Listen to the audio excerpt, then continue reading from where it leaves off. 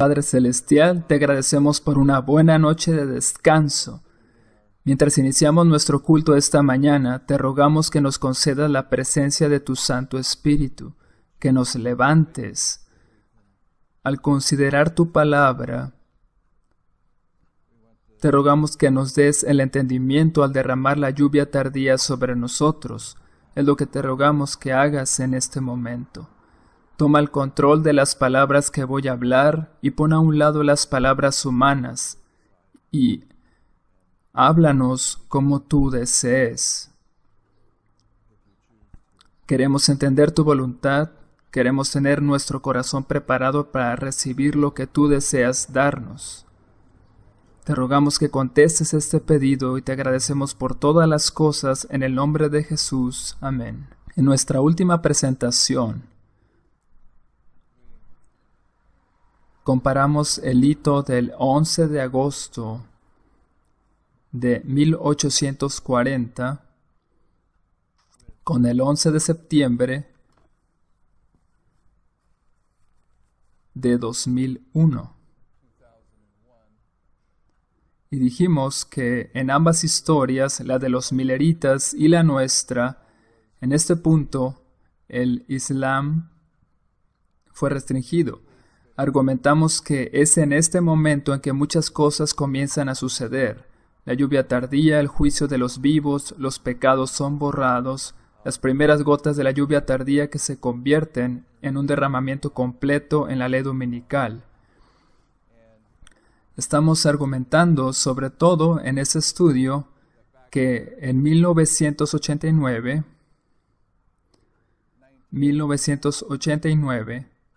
tipificado por 1798, el león de la tribu de Judá comenzó a quitar el sello de la verdad que ha de probar a esta generación, que producirá dos clases de adoradores, primero en el adventismo y luego en el mundo.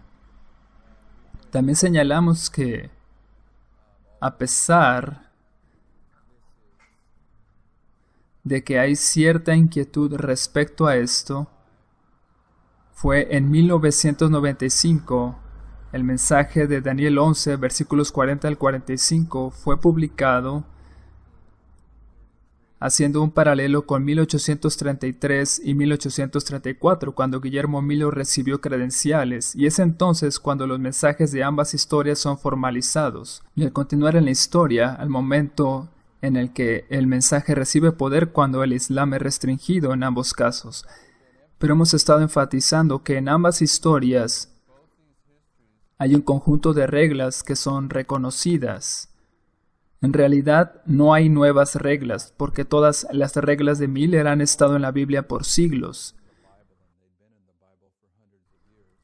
El conjunto de reglas que son reconocidas en esta generación, que le permiten entender el mensaje para esta hora, y apuntamos hacia atrás a 1989, como el momento en la historia en que inicia el incremento del conocimiento para el tiempo del fin. Y por cierto, también en ese mismo año, las líneas de reforma comenzaron a ser estudiadas y fueron por primera vez publicadas y presentadas en 1995. Entonces, la última vez estuvimos mostrando que en el 11 de agosto de 1840, una de las cosas que sucedieron fue que la regla primordial de Guillermo Miller, el principio de día por año, fue confirmada con la caída del Imperio Otomano. Y estamos sugiriendo que el 11 de septiembre de 2001, la regla primordial de esta historia, el principio de línea sobre línea, fue confirmado también. Pero hay otras reglas en esta historia, y una de ellas que ha sido reconocida y que ha estado en la Biblia desde su mismo principio, es la que nos indica que cuando un profeta cumple un papel dentro de la misma profecía que está registrando, entonces está representando al pueblo de Dios al fin del mundo, tanto en la historia millerita como en la de los 144,000. Entonces queremos detenernos en esta historia aquí y concentrarnos en Isaías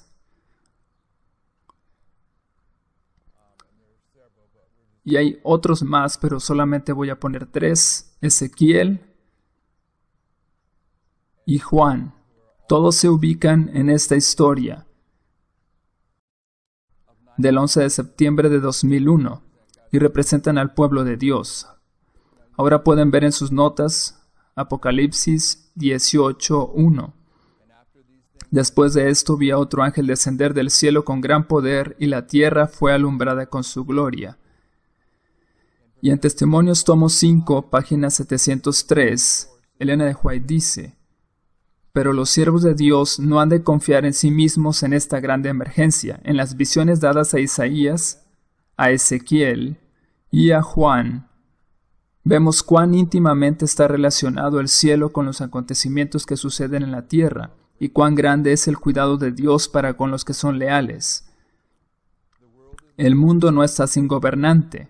El programa de los acontecimientos venideros está en las manos del Señor. La majestad del cielo tiene a su cargo el destino de las naciones, como también lo que concierne a su iglesia.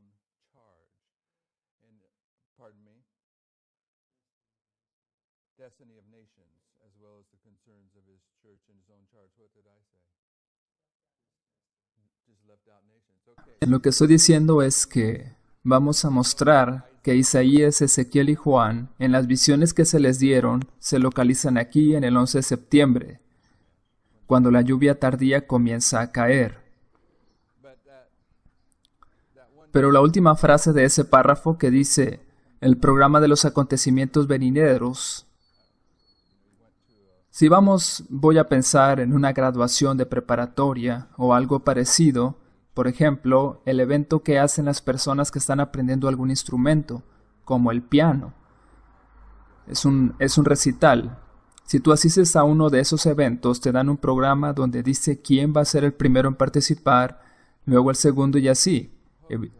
Evidentemente hay un programa de los eventos venideros que están en las manos del Señor.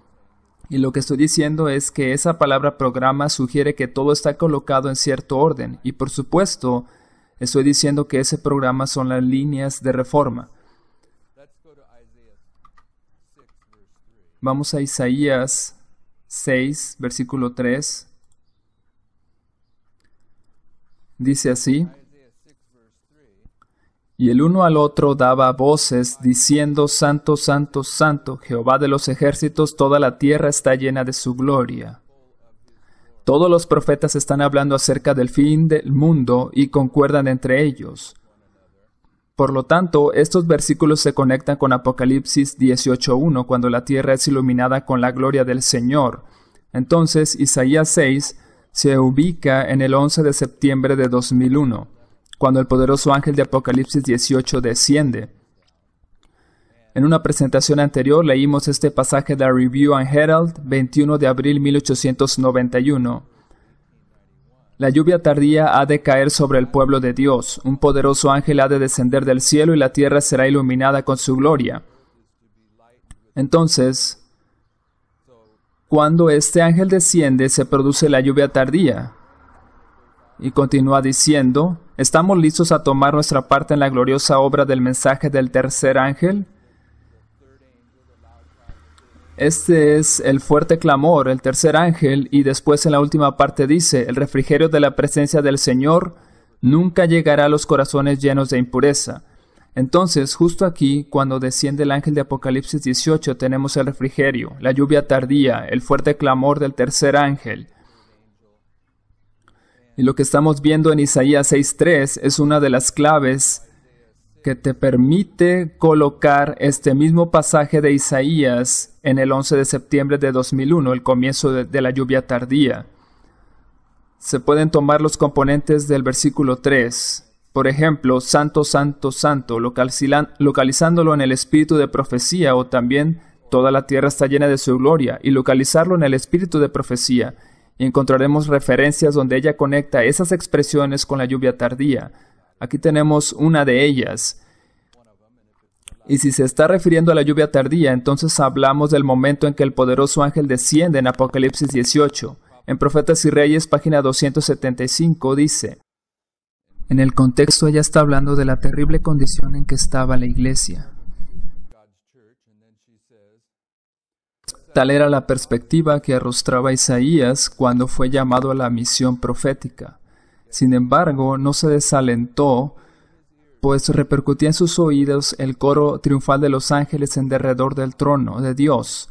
Toda la tierra está llena de su gloria, y su fe fue fortalecida por visiones de las gloriosas conquistas que realizará la iglesia. Noten esto, su fe fue fortalecida porque él ve en visión las gloriosas conquistas de la iglesia. Y eso también es una referencia a las líneas de reforma, pero continúa. Y su fe fue fortalecida por visiones de las gloriosas conquistas que realizará la iglesia de Dios, cuando la tierra será llena del conocimiento de Jehová como las aguas cubren la mar. La máscara de la cobertura con que están cubiertos todos los pueblos y la cubierta que está extendida sobre todas las gentes iba a quedar finalmente destruida. El Espíritu de Dios iba a derramarse sobre toda carne. Aquí está conectando Isaías 6:3 con el derramamiento del Espíritu Santo. Y eso sucede cuando el poderoso ángel de Apocalipsis 18 desciende.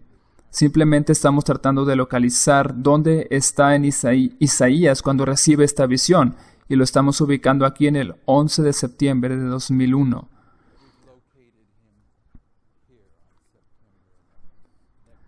Así, vamos al siguiente párrafo. Cristo mismo era el Señor del templo. Cuando Él los dejara, su gloria se apartaría, la gloria que fuera visible en el lugar santísimo sobre el asiento de la propiciación, donde el sumo sacerdote entraba una vez al año en el gran día de la expiación, con la sangre de la víctima ofrecida. Era un tipo de la sangre derramada del Hijo de Dios por los pecados del mundo, y rociada sobre el altar. Esta era la Shekinah, el pabellón visible de Jehová. Esta gloria, ¿cuál gloria? La gloria de Cristo en el lugar santísimo. Esta gloria fue revelada a Isaías, cuando él dijo, en el año que murió el rey Usías, vi yo al Señor sentado sobre un trono alto y sublime, y sus faldas llenaban el templo. Quiero establecer otro punto aquí. Hemos ubicado a Isaías en el 11 de septiembre, cuando desciende el poderoso ángel y la lluvia tardía. Es allí donde se encuentra esta visión.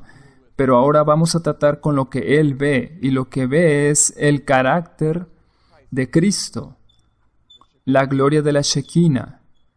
¿Estamos de acuerdo? Pero también voy a mencionar otro asunto que vamos a tratar más adelante, pero quiero colocarlo en la grabación. ¿Cuándo fue que Isaías vio esta visión? Es importante porque eso también prueba que fue el 11 de septiembre. ¿Cuándo fue que vio esta visión? Está escrito allí en negritas en la cita que leímos. En el año en que el rey Usías murió. Y a medida que continuemos en este estudio, en una de nuestras próximas presentaciones, no sé exactamente cuándo, vamos a mostrar que el libro de Daniel representa el mensaje del primer ángel, que el libro de Ezequiel representa el mensaje del segundo ángel, y que el libro de Jeremías representa el mensaje del tercer ángel. Pero el libro de Isaías representa el mensaje del cuarto ángel. Y una de las maneras en que podemos demostrar eso, si vamos a Isaías capítulo 1, aunque solo se puede mostrar si abordamos este asunto con un entendimiento profético. En el capítulo 1, versículo 1 dice, visión de Isaías, hijo de Amós, la cual vio acerca de Judá y Jerusalén en días de Usías, Jotam, Acaz y Ezequías, reyes de Judá. Estos cuatro reyes, a cierto nivel, representan que el libro de Isaías está tratando del mensaje del cuarto ángel. Pero ese primer rey es Usías. Y en el capítulo 6, versículo 1, dice que en el año en que el primer rey Usías murió. Este rey tenía características muy interesantes que nos permite relacionarlo como una marca del 11 de septiembre. Solamente hay 2 veces en la historia del antiguo Israel en que hubo 2 reyes compartiendo el poder. Uno es al inicio del antiguo Israel con David y Salomón, y aquí al final no es exactamente al inicio ni tampoco es exactamente al final. ¿Quiénes estaban al inicio? David y Salomón reinando juntos. David todavía estaba vivo cuando fue ungido Salomón. La otra ocasión en que hubieron dos reyes compartiendo el poder fue esta con Usías y Jotam. Entonces, cuando analizamos esto, estamos viendo el inicio y el fin de un reino. Y estoy sugiriendo que el reino que está siendo ilustrado con esta referencia es un reino que está compuesto de dos reinos: David y Salomón, Usías y Jotam. Y si eso lo proyectamos al fin del mundo, porque todos los profetas hablan del fin del mundo, ¿qué reino de la profecía bíblica que tiene un papel significativo, profético, está compuesto de dos poderes o reinos, dos cuernos? Es los Estados Unidos de América. Entonces, en ese sentido, David y Salomón representan el inicio de los Estados Unidos, su tiempo de gloria. Pero al final de esta historia, Usías y Jotam están representando el final de esta nación. Y si vamos a la historia de Usías y Jotam, en este punto de la historia, el antiguo Israel era muy próspero, estaban haciendo las cosas correctamente. Y al inicio, Usías era un buen rey, pero ¿qué fue lo que él hizo mal? Se metió al templo y él mismo determinó que como rey, él tenía derecho de entrar al templo y ofrecer una ofrenda en el templo.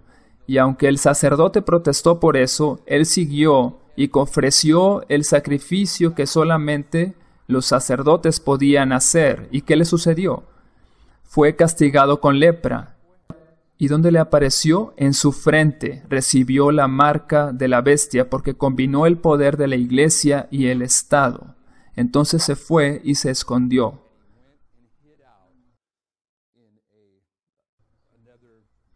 Por otro lado, Jotam continuó gobernando el reino. Entonces, si analizamos cuidadosamente la historia de Usías, es la historia de los Estados Unidos y está hablando sobre la crisis de la ley dominical, pero también de cómo Israel pierde la prosperidad. Y vamos a continuar tratando con eso después.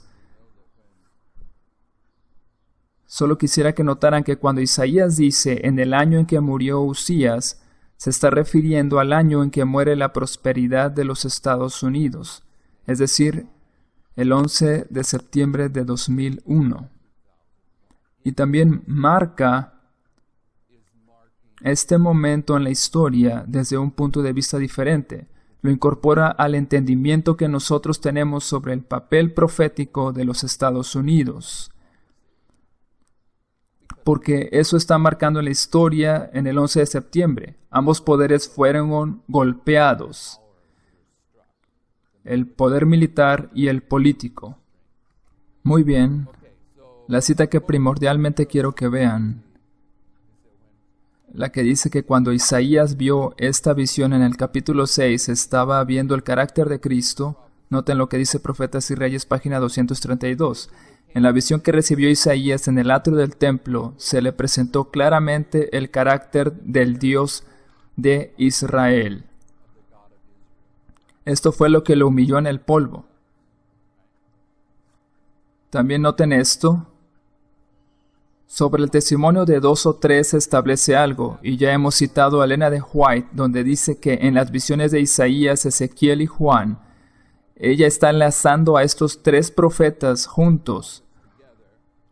Y ya hemos mostrado a qué visión se refiere. Es la visión de Isaías capítulo 6, por lo que Ezequiel y Juan también tienen visiones del santuario. Pregunto, ¿en la visión de Juan en el Apocalipsis, él se encuentra dentro del santuario? Así es. ¿Ezequiel tuvo visiones del santuario? También la visión de las ruedas.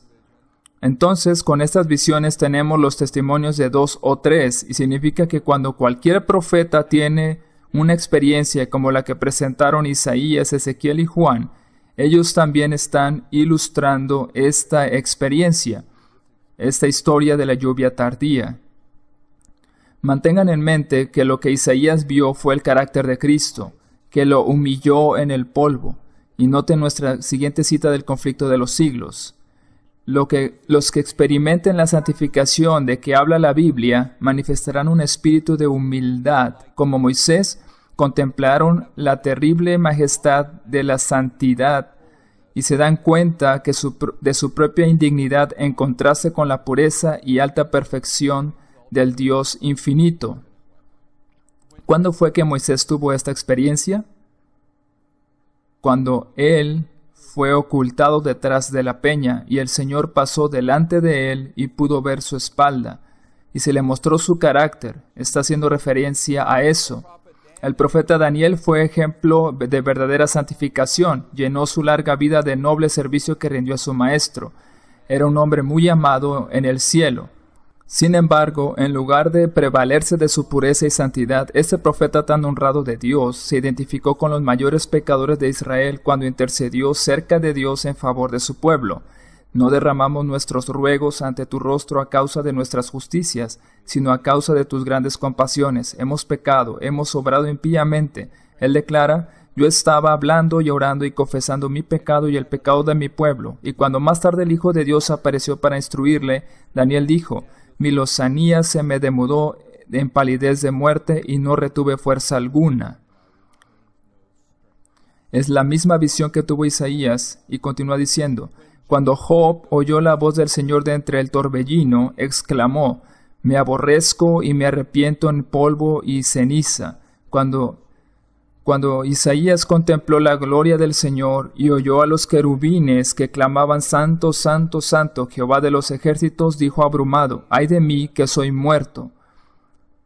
Después de haber sido arrebatado hasta el tercer cielo y haber oído cosas que no le es dado al hombre expresar, San Pablo habló de sí mismo como el más pequeño de todos los santos. Y el amado Juan, el que había descansado en el pecho de Jesús y contemplado su gloria, fue el que cayó como muerto a los pies del ángel. Hay un par de cosas que quisiera que noten aquí. Todos los profetas que tienen este encuentro con Cristo lo tienen justo aquí, porque el testimonio de 2 o 3 lo establece. Lo están teniendo en el 11 de septiembre, y es en el lugar santísimo durante el tiempo de la lluvia tardía. También aquí mismo noten que algunos de ellos, su experiencia no es provocada tanto por la visión que realmente ofrece un retrato de Cristo, sino más bien por sus palabras. La palabra de Dios realizó esta obra en Job. Aquí dice: cuando Job oyó la voz del Señor, y también cuando Pablo fue arrebatado hasta el tercer cielo, de él oyó cosas que no le es dado al hombre expresar. ¿A qué se refiere con esto? Bien, en Apocalipsis 10 hay 7 truenos que emiten sus voces, y cuando Juan estaba a punto de escribirlas, se le dijo: no escriba las cosas que los 7 truenos han dicho. Así que estas fueron selladas hasta antes del cierre de la gracia en Apocalipsis 22, versículo 9 y 10. Y cuando Pablo estaba viviendo, que fue mucho antes del cierre de la gracia, no se le permitió decir lo que los 7 truenos representaban, porque no estaba permitido a ningún hombre decir. Pero él oyó estas cosas. Lo que quiero que vean es que algo de lo que está sucediendo con estos profetas es que no solamente están contemplando la visión de la gloria del Señor, sino que también están escuchando un mensaje, y vamos a considerar a Pablo más adelante. También Pedro tuvo la misma experiencia, y lo que estoy diciendo es que todos estos profetas están teniendo esta misma experiencia. ¿Y cuándo es que sucede esto?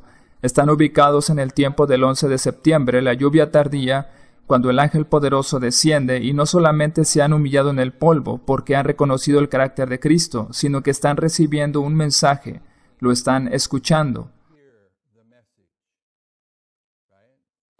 Pero Pedro ya no pensaba en los barcos ni en su carga. Este milagro, más que cualquier otro que hubiese presenciado, era para él una manifestación del poder divino. En Jesús vio a aquel que tenía sujeta toda la naturaleza bajo su dominio. La presencia de la divinidad revelaba su propia falta de santidad. Le vencieron el amor a su Maestro, la vergüenza por su propia incredulidad, la gratitud por la condescendencia de Cristo y sobre todo el sentimiento de su impureza frente a la pureza infinita. Mientras sus compañeros estaban guardando el contenido de la red, Pedro cayó a los pies del Salvador exclamando: «Apártate de mí, Señor, porque soy hombre pecador». Esto es lo que estoy diciendo. Es la misma experiencia que tuvieron Isaías, Ezequiel, Pablo, Juan, Job y Moisés. Era la misma presencia de la santidad divina la que había hecho caer al profeta Daniel como muerto delante del ángel de Dios. Él dijo: «Mi fuerza se me trocó en desmayo, sin retener vigor alguno». Así también cuando Isaías contempló la gloria del Señor, exclamó: «Ay de mí que soy muerto, que siendo hombre inmundo de labios y habitando en medio de pueblo que tiene labios inmundos, han visto mis ojos al Rey, Jehová de los ejércitos». La humanidad con su debilidad y pecado se hallaba en contraste con la perfección de la divinidad. Y él se sentía completamente deficiente y falto de santidad. Así le ha sucedido a todos aquellos a quienes fue otorgada una visión de la grandeza y majestad de Dios. Pedro exclamó: «Apártate de mí, Señor, porque soy hombre pecador». Sin embargo, se aferraba a los pies de Jesús, sintiendo que no podía separarse de él. El Salvador contestó: «No temas, desde ahora pescarás hombres». Fue después que Isaías hubo contemplado la santidad de Dios y su propia indignidad, cuando le fue confiado el mensaje divino. Después que Pedro fuera inducido a negarse a sí mismo y a confiar en el poder divino, fue cuando se le llamó a trabajar para Cristo.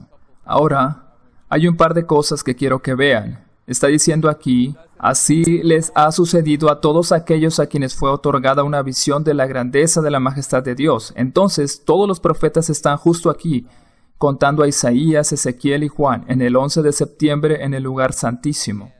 Ahora, Pedro es comisionado de ir a salvar hombres, y eso es también lo que hace Isaías. A él se le encomendó llevar un mensaje. Por lo tanto, una de las cosas que sucede aquí en el 11 de septiembre es que estos profetas están ilustrando el momento en que la lluvia tardía está siendo dada a aquellos que la han de llevar al mundo.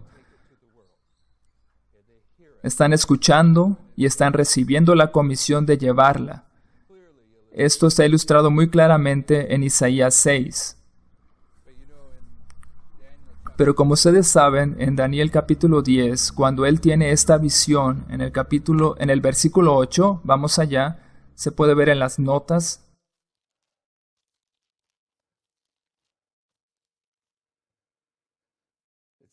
Dice: «Quedé pues yo solo, y vi esta gran visión, y no quedó fuerza en mí.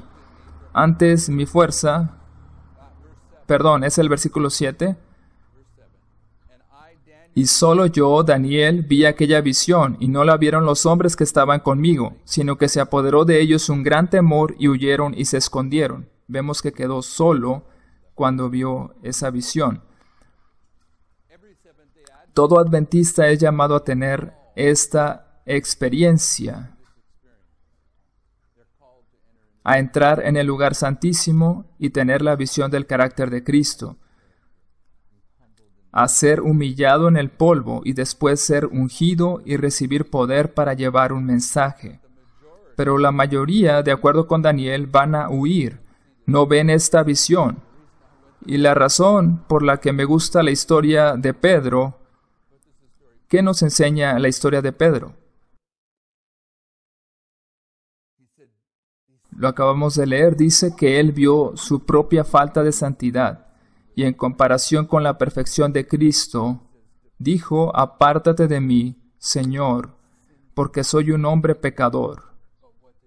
Pero al mismo tiempo, ¿qué hizo? Se aferró a sus pies y no lo dejaba ir. No lo dejó. así como Jacob, que no dejó ir al ángel. Entonces, Pedro nos está dando esta historia donde nos dice que a pesar de que nos damos cuenta de que somos indignos de tener esta experiencia con estos profetas, lo único que se debe hacer es aferrarse a Cristo, no dejarlo ir. Pero, ¿qué le sucedió a Pedro? También fue comisionado para llevar un mensaje. Vamos de vuelta a Isaías 6 y vamos a ver qué es lo mismo que sucede.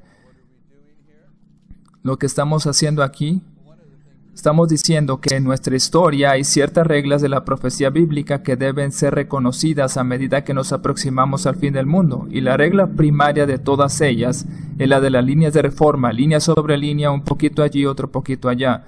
Pero otra de las reglas que también es reconocida en esta historia es que cuando un profeta toma un papel activo en la profecía que se está dando, se convierte en un símbolo del pueblo de Dios al fin del mundo. Esto es lo que estamos ilustrando aquí.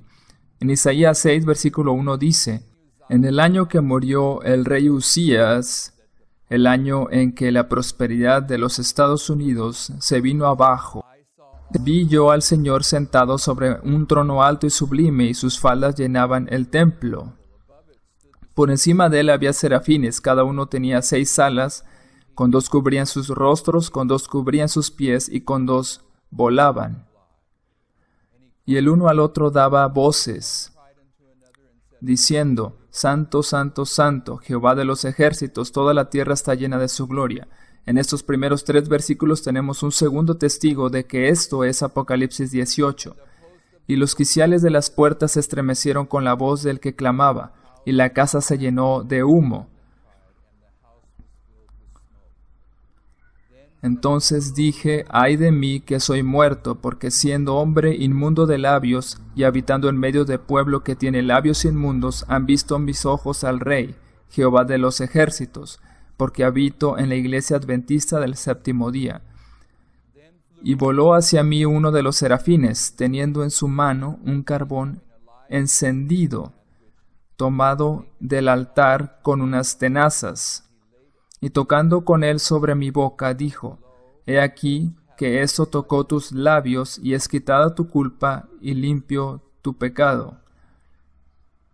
Su pecado es limpiado mientras él está vivo. Y esta palabra limpio otras veces es traducida como expiar, de expiación.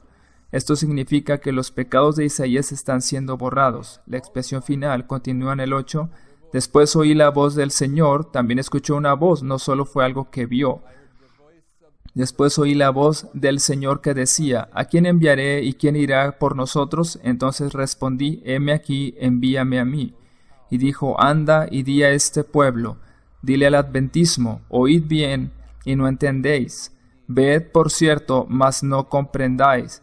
Engruesa el corazón de este pueblo, engruesa el corazón del adventismo, y agrava sus oídos, y ciega sus ojos, para que no vean con sus ojos, ni oigan con sus oídos, ni su corazón entienda, ni se convierta, y haya para él sanidad. Noten la siguiente cita. Ninguno de los ángeles pudiera haber sido fiador de la raza humana. Su vida le pertenece a Dios. No la podrían haber ofrecido. Todos los ángeles llevan el yugo de la obediencia. Son mensajeros enviados de aquel quien es el comandante en los cielos. Él podía pagar el rescate por la libertad del hombre. Él es el Hijo eterno. Él es el Hijo eterno que existe por sí mismo, sobre quien no hay ningún yugo. Y cuando Dios preguntó: ¿a quién enviaré?, Él pudo responder: heme aquí, envíame a mí. Él pudo empeñarse a sí mismo para convertirse en el fiador de la humanidad, porque podía decir lo que ni el más elevado de los ángeles podía: tengo poder sobre mi propia vida, poder para dejarla y volverla a tomar. Por lo tanto, cuando Isaías dice: heme aquí, envía a mí, está reflejando perfectamente el carácter de Cristo. con esta experiencia asegura la perfección de carácter. Al ver la visión de Cristo y escuchar sus palabras. Y tal como los demás profetas, recibe una comisión de llevar un mensaje al adventismo. Pero cuando tuvo esta visión, él era un laodicense en todo detalle, como tú y como yo. Noten lo que dice la hermana White en la Review and Herald del 22 de diciembre de 1896. Mientras el profeta Isaías contemplaba la gloria del Señor, quedó maravillado y abrumado con un sentido de su propia debilidad e indignidad. Clamó: «¡Ay de mí que soy muerto! Porque siendo hombre inmundo de labios y habitando en medio de pueblo que tiene labios inmundos, han visto mis ojos al Rey Jehová de los ejércitos». Isaías había denunciado el pecado de otros, pero ahora él se veía a sí mismo expuesto a la misma condenación que había pronunciado sobre otros. Había estado ejerciendo como profeta con pecado en su vida. Había estado satisfecho con una ceremonia fría y muerta en su adoración a Dios. Era un laodicense. No había reconocido esto hasta que le fue dada la visión del Señor. Cuán insignificantes parecían ahora su sabiduría y talentos mientras él miraba la santidad y majestad del santuario. Cuán indigno era, cuán inapropiado para el servicio sagrado. Su visión de sí mismo podía expresarse en el lenguaje del apóstol Pablo: «Miserable de mí, ¿quién me librará de este cuerpo de muerte?». Pero le fue enviada ayuda en su aflicción. Él dice: «Y voló hacia mí uno de los serafines, teniendo en su mano un carbón encendido, tomado del altar con unas tenazas, y tocando con él sobre mi boca, dijo: He aquí que esto tocó tus labios, y es quitada tu culpa, y limpio tu pecado». Entró en el lugar santísimo como un laodicense, y llegó a tener el carácter perfecto de Cristo. La visión dada a Isaías representa la condición del pueblo de Dios en los últimos días. ¿Cuál es esta condición en el pueblo de Dios en los últimos días? Son laodicenses, pobres, ciegos, desnudos. Su primera obra, lo que deberían buscar primeramente y más que cualquier cosa, es un reavivamiento. Y eso es lo que sucede aquí en el lugar santísimo con Isaías. La visión dada a Isaías representa la condición del pueblo de Dios en los últimos días. Ellos tienen el privilegio de ver por fe la obra que va avanzando en el santuario celestial. Ahora nos habla de la visión de Juan en Apocalipsis. Y el templo de Dios fue abierto en el cielo, y el arca de su pacto se veía en el templo.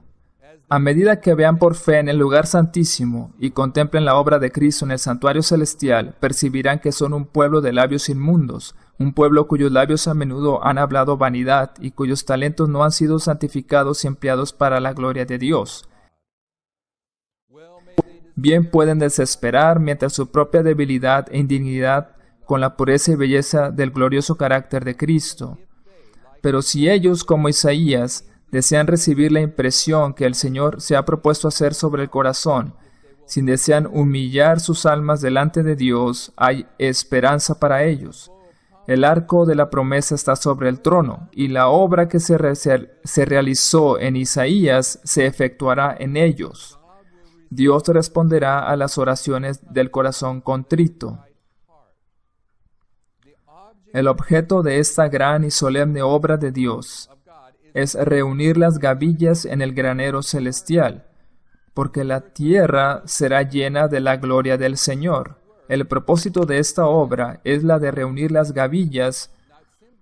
Por ejemplo, Isaías está siendo reunido como una gavilla. Él es un laodicense cuando llega aquí, pero cuando él ya pasó la experiencia, sale reflejando perfectamente el carácter de Cristo. Está preparado para llevar un mensaje a la iglesia adventista. Pero el propósito es el reunir a Isaías como una gavilla y a través de él mismo ir a juntar más gavillas. Este es el propósito de esta experiencia. Porque la tierra será llena de la gloria del Señor. Ahora vamos a considerar las gavillas. El conflicto de los siglos, página 341. A San Juan le fueron descubiertos cuadros de la experiencia de la Iglesia que resultaban de interés profundo y conmovedor. Vio las circunstancias, los peligros, las luchas y la liberación del pueblo de Dios. Consigna los mensajes finales que han de hacer madurar la mies de la tierra, ya sea en gavillas para el granero celestial o en manojos para los fuegos de la destrucción. ¿Quién registró estos mensajes? ¿Qué es lo que hace madurar estas dos mieses o cosechas? Los mensajes en el libro de Apocalipsis. Estos producen ya sea gavillas para el granero celestial o manojos para el fuego de la destrucción. Entonces, ¿qué es lo que representan estos mensajes? Le fueron revelados asuntos de suma importancia, especialmente para la última iglesia, con el objeto de que los que se volviesen del error a la verdad pudiesen ser instruidos con respecto a los peligros y luchas que les esperan. Nadie necesita estar a oscuras en lo que concierne a lo que ha de acontecer en la tierra. Lo que se está llevando a cabo aquí es que se recogen las gavillas, y también aquí mismo tenemos la visión de Cristo, una visión, pero también se escucha un mensaje. Ya hemos establecido eso. Ahora se nos dice que Juan registró los mensajes que reúnen las gavillas del granero celestial. Entonces, el mensaje que uno recibe aquí es lo que determina si vamos a hacer gavillas o manojos. Estos mensajes producen dos clases de adoradores. ¿Cuál es este mensaje? ¿Cuándo es que se da este mensaje? Cuando el ángel poderoso desciende. Ya lo leímos. Es durante la lluvia tardía. ¿Y qué es la lluvia tardía? Vamos a Deuteronomio 32, 1 al 2. Dice: Escuchad, cielos, y hablaré, y oiga la tierra los dichos de mi boca. Goteará como la lluvia mi enseñanza, destilará como el rocío mi razonamiento, como la llovizna sobre la grama, y como las gotas sobre la hierba.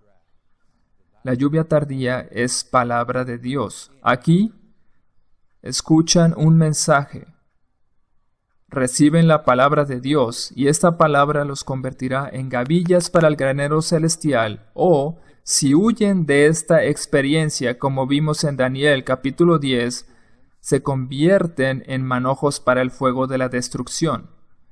Y la palabra que se escucha en esta experiencia han sido registrados en el libro de Apocalipsis y son los mensajes de la lluvia tardía.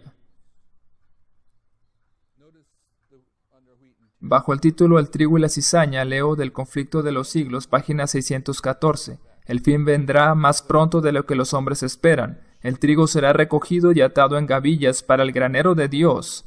La cizaña será amarrada en haces para los fuegos destructores. Entonces las gavillas son el trigo y las cizañas son los manojos. De Primeros Escritos, página 118, vi luego al tercer ángel, dijo mi ángel acompañante.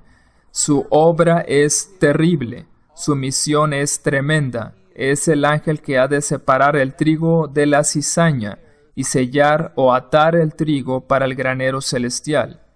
Estas cosas debieran absorber completamente la mente y la atención. El mensaje que reciben aquí, en el lugar santísimo, es el del tercer ángel, el mensaje de la lluvia tardía, que produce dos clases de adoradores. Y de Mensajes Selectos, tomo 2, página 120, hablando del mensaje del tercer ángel, dice: no puede haber un tercer mensaje angélico sin un primero y un segundo. Entonces, los mensajes que se reciben aquí son los de los tres ángeles, que han de producir estas dos clases de adoradores. Y en Mateo 13, versículos 36 al 43.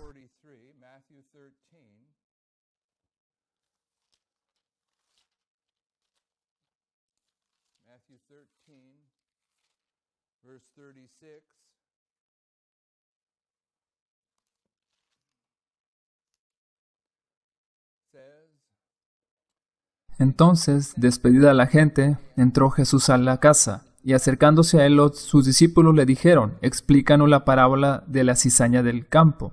Respondiendo él les dijo: el que siembra la buena semilla es el Hijo del Hombre. El campo es el mundo, la buena semilla son los hijos del reino y las cizañas son los hijos del malo. El enemigo que la sembró es el diablo. La siega es el fin del siglo y los segadores son los ángeles. ¿Cuáles ángeles? ¿Qué ángeles son los segadores? Lo acabamos de leer, son los mensajes de los 3 ángeles que cosechan la mies del mundo.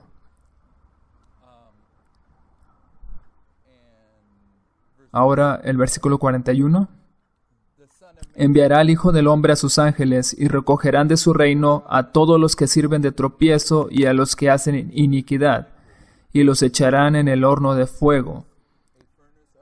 Allí será el lloro y el crujir de dientes. Entonces los justos resplandecerán como el sol en el reino de su Padre. El que tiene oídos para oír, oiga.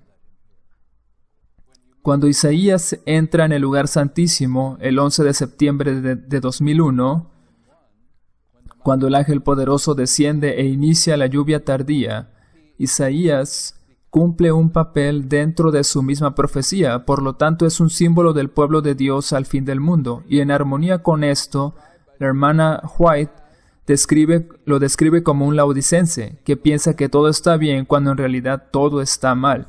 Pero él ve la visión del carácter perfecto de Cristo y su santidad, se humilla en el polvo, y entonces escucha el mensaje que lo transforma para reflejar perfectamente el carácter de Cristo, y estar listo para llevar este mensaje al adventismo.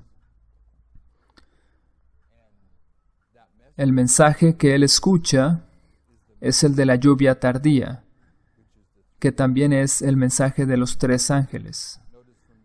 Noten lo siguiente del deseado de todas las gentes, página 356. Su aventador está en su mano, y aventará su era y allegará su trigo en el alfolí. Están reuniendo las gavillas en el granero celestial. Esta fue una de las ocasiones en que se hizo limpieza. Por las palabras de verdad estaban separándose el tamo del trigo. ¿Cómo se separa el trigo y la cizaña? Por las palabras de verdad, los mensajes de los 3 ángeles. Donde se lleva a cabo eso, en el lugar santísimo, a través del mensaje de la lluvia tardía, porque eran demasiado vanos y justos en su propia estima para recibir reprensión y amaban demasiado el mundo para aceptar una vida de humildad. Muchos se apartaron de Jesús. Muchos están haciendo todavía la misma cosa. El alma de muchos es probada hoy como lo fue la de los discípulos en la sinagoga de Capernaum. Cuando la verdad penetra en el corazón, ven que su vida no está de acuerdo con la voluntad de Dios. Ven la necesidad de un cambio completo en sí, pero no están dispuestos a realizar esta obra de negarse a sí mismos. Por lo tanto, se airan cuando sus pecados son descubiertos. Se ven ofendidos, así como los discípulos abandonaron a Jesús murmurando: «Dura es esta palabra. ¿Quién la puede oír?». Hay una cita que ya hemos leído anteriormente, donde dice que ante Juan fueron abiertas cosas de un interés profundísimo.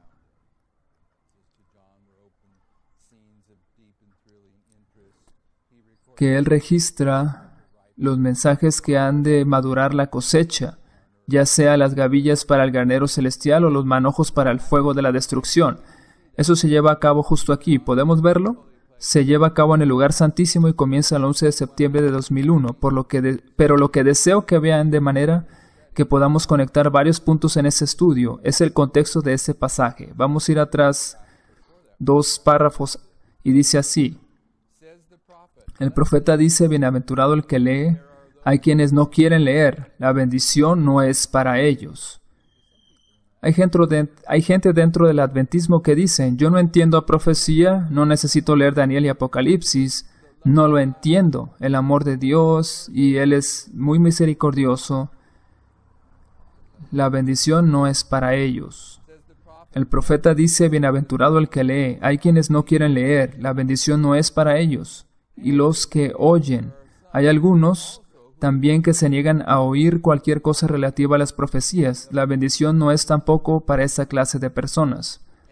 Y guardan las cosas en ella escritas. Muchos se niegan a tomar en cuenta las amonestaciones e instrucciones contenidas en el Apocalipsis. Ninguno de ellos tiene derecho a la bendición prometida. Todos los que ridiculizan los argumentos de la profecía y se mofan de los símbolos dados solemnemente en ella, todos los que se niegan a reformar sus vidas y a prepararse para la venida del Hijo del Hombre, no serán bendecidos. Ante semejante testimonio de la inspiración, ¿cómo se atreven los hombres a enseñar que el Apocalipsis es un misterio fuera del alcance de la inteligencia humana? Es un misterio revelado, un libro abierto. El estudio del Apocalipsis nos lleva a las profecías de Daniel, y ambos libros contienen enseñanzas de suma importancia, dadas por Dios a los hombres acerca de los acontecimientos que han de desarrollarse al fin de la historia de este mundo. A San Juan le fueron descubiertos cuadros de la experiencia de la Iglesia que resultaban de interés profundo y conmovedor. Vio la circunstancia, los peligros, las luchas y la liberación final del pueblo de Dios. Consigna los mensajes finales que han de hacer madurar la mies de la tierra. Estos son los mensajes de la lluvia tardía, ¿cierto? La lluvia tardía. Consigna los mensajes finales que han de hacer madurar la mies de la tierra, ya sea en gavillas para el granero celestial o en manojos para los fuegos de la destrucción. Le fueron revelados asuntos de suma importancia, especialmente para la última iglesia, con el objeto de que los que se volviesen de error a la verdad pudiesen ser instruidos con respecto a los peligros y luchas que les esperan. Nadie necesita estar a oscuras en lo que concierne a lo que ha de acontecer en la tierra. ¿Por qué existe, pues, esta ignorancia general acerca de tan importante porción de las Escrituras? ¿Por qué es tan universal la falta de voluntad para investigar sus enseñanzas? Anoche que regresé a casa, encontré que tenía un correo electrónico de una hermana de aquí mismo de Arkansas. No la conozco en persona, pero tenemos comunicación. Ella me dijo que ayer, mientras tenía la escuela sabática, comenzó a explicar con las Escrituras por qué el espíritu de profecía tiene validez. Y el pastor la interrumpió. Ella se sentó y terminaron la clase. Ella dice que no cree que haya enseñado algo que Jeff Pippinger enseñe. O sea, yo quizá lo haga, pero yo lo tomé exclusivamente de mi propio estudio, dice ella.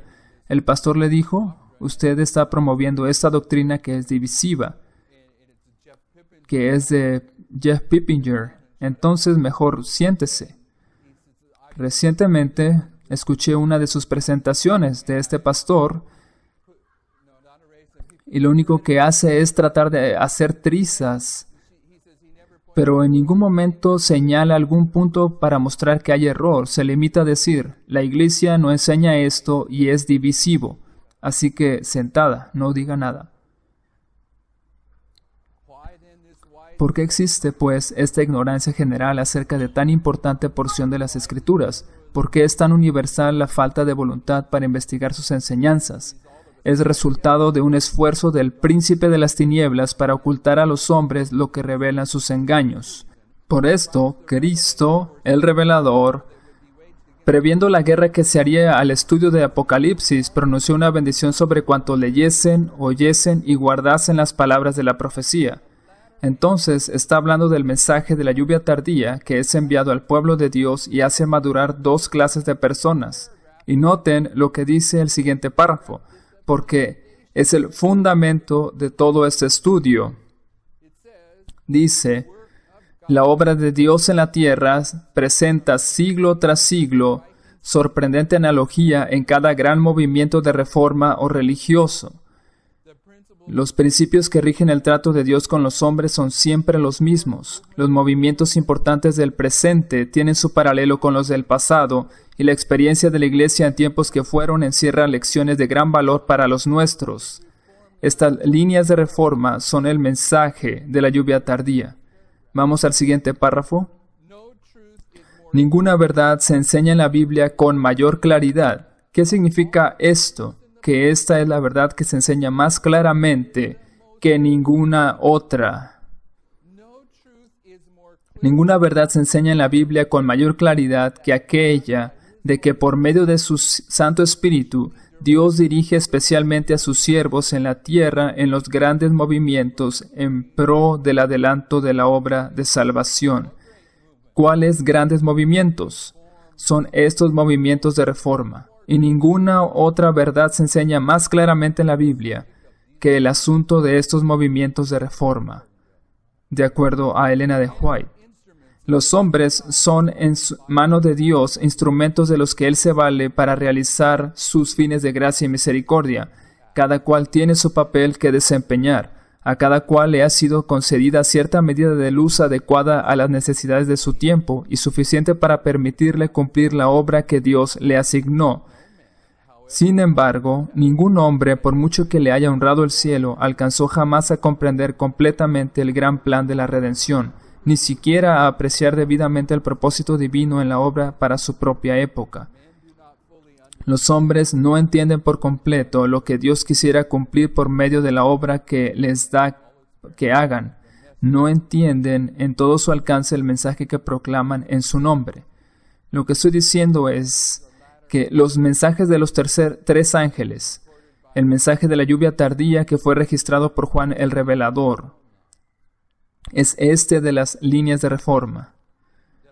Es la verdad que se aprecia cuando todos los movimientos de reforma se colocan paralelamente. Es esta verdad que fue desellada en 1989 y que se ha vuelto cada vez más y más brillante a medida que avanzamos en la historia.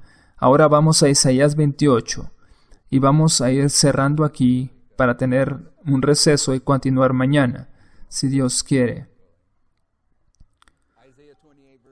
Isaías 28, versículo 9 dice: ¿A quién se enseñará ciencia o a quién se hará entender doctrina? ¿A los destetados? ¿A los arrancados de los pechos? Todos los profetas están hablando del fin del mundo. Y justo en este momento debe haber un incremento de conocimiento en el tiempo del fin. En este versículo Isaías está preguntando, ¿a quién se le permitirá entender ese incremento de conocimiento? Son aquellos que no son superficiales en el estudio de la palabra, aquellos que han sido destetados de la leche de la palabra de Dios y que se concentran con un propósito en el estudio de la palabra. Ahora se presenta la metodología para este estudio en el versículo 10. Porque mandamiento tras mandamiento, mandato sobre mandato, porque línea de reforma sobre línea de reforma, renglón tras renglón, línea sobre línea, un poquito allí, otro poquito allá. Porque en lengua de tartamudos y en extraña lengua hablará a este pueblo, a los cuales él dijo, este es el reposo, da reposo al cansado. Solo hay un pueblo al que se le prometió que les tocaría estar vivos en el tiempo de la lluvia tardía, y es la iglesia adventista.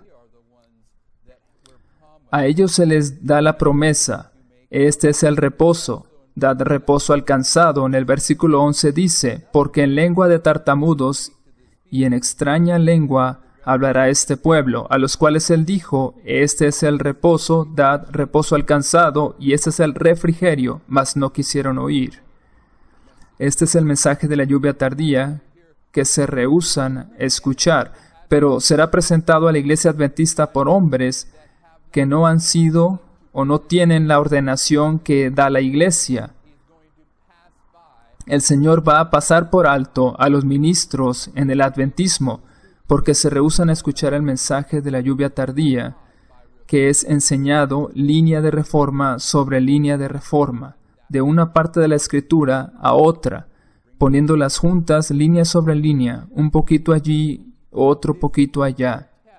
Y esta es la prueba que tendrán. Noten el versículo 13. La palabra pues de Jehová, la palabra del Señor, para el adventismo, les será mandamiento tras mandamiento, mandato sobre mandato, renglón tras renglón, línea sobre línea, un poquito allí, otro poquito allá, hasta que vayan y caigan de espaldas y sean quebrantados, enlazados y presos, y se conviertan en manojos para el fuego de la destrucción, porque rehúsan a escuchar este mensaje que es dado en el lugar santísimo, iniciando el 11 de septiembre de 2001, como ha sido ilustrado por todos los profetas en la Biblia. Hermanos y hermanas, estas líneas de reforma, a medida que se desarrollan en la historia y cuando alcanzan este punto, se convierten en una prueba. y ahora son ya una prueba. Y esto es lo que hace la diferencia entre aquellos que van a escuchar el mensaje de la lluvia tardía y el mensaje del tercer ángel y aquellos que no. La distinción va a ser si seremos trigo o cizaña. Cuando Isaías llega a este momento de la historia, era cizaña, era un laodicense. Él pensaba que todo estaba bien cuando en realidad todo estaba mal. Y si no tenemos la voluntad de pasar por esta experiencia y en lugar de eso salimos huyendo, como vimos en Daniel capítulo 10, estamos firmando nuestra propia sentencia de muerte. Pero si tomamos la decisión de seguir a Isaías, a Ezequiel, a Juan, a Pablo, a Job, en esta experiencia, el Señor nos promete tomar un carbón encendido del altar y convertirnos en mensajeros de la lluvia tardía. Los invito a orar. Querido Padre, deseamos estar entre aquellos que han de entrar en esta experiencia que ha sido tipificada por los profetas. Deseamos ver la visión Maré. Deseamos verte a ti para que seamos abrumados con tu majestad y con la obra que realizas en el lugar santísimo. Pero también deseamos tener la visión Mará, para que a través del espejo podamos ver quiénes somos. Humíllanos en el polvo como lo hiciste con Daniel, Isaías y Ezequiel, para que tú puedas levantarnos y darnos un mensaje. Deseamos escuchar esas palabras. Deseamos estar preparados y purificados con el carbón del altar para llevar este mensaje a la iglesia adventista, a una iglesia cuyo corazón está engrosado, y que a pesar de que tienen oídos no quieren escuchar, y que aunque tienen ojos no quieren ver.